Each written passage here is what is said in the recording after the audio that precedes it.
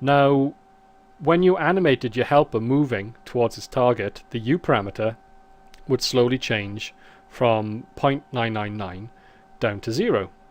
And as the U mapping value changes from black to white, as it's given in the gradient map. So you can imagine you've mapped on this gradient map, and U is over here, V is over here. So basically, as the value changes from 0.999 to 0, this would fade from black to white. And that would cause this mix map to fade from red to green, as an example. So, as you can see, by using this mapping operator, you can actually build up quite a complex and sophisticated procedural texture, which can fade between one texture and another texture based on distance between two objects. So it's maybe a little esoteric, but nonetheless it's very useful when you want to, as I said, build procedural mapping systems for your particles.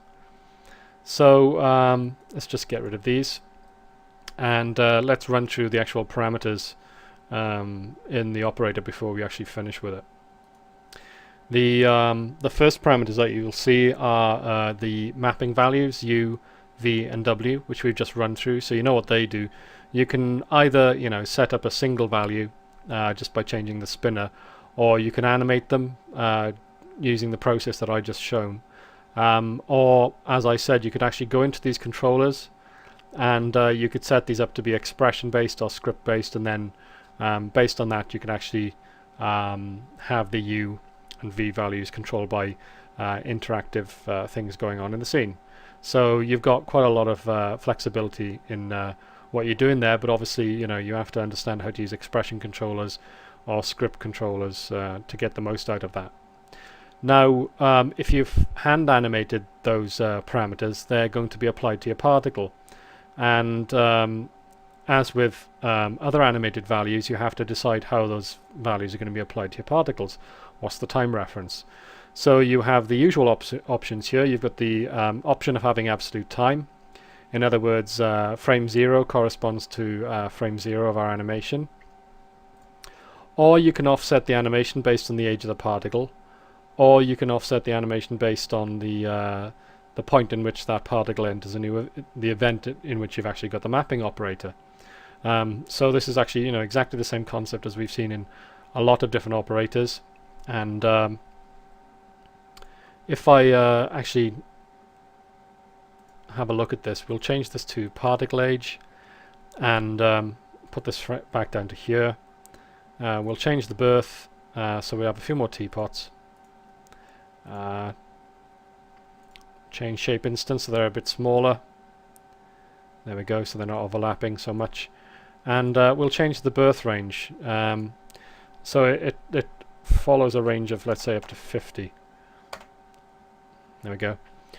So what you should see now is obviously this teapot seems to be born on frame 0 by the looks of it, and it should go through the color range that we've just seen, that animated UV mapping. And the other teapots, when they appear, they should all start on purple, and basically this animation here should be offset. So let's see if that actually works as planned.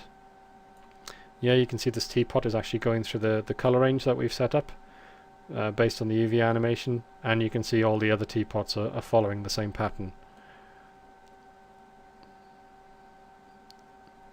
So that's pretty much as expected. You can also choose which mapping channel the UV mapping is actually applied to, and obviously that corresponds, if we look at the material, with the mapping channel used here.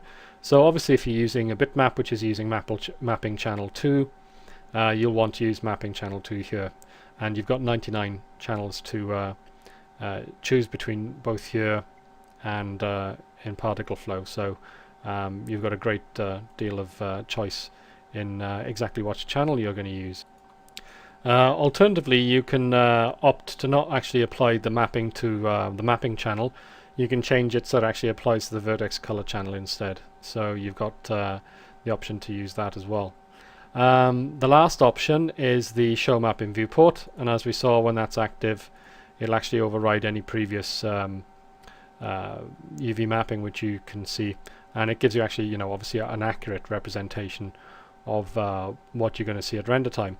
So just to show that that's true, as I said, you can see there's our map, there's our teapot in the viewport, and if I press render, just move this up here, there you can see at render time we get exactly the same result. Our teapots are appearing and they've got this offset based on particle age.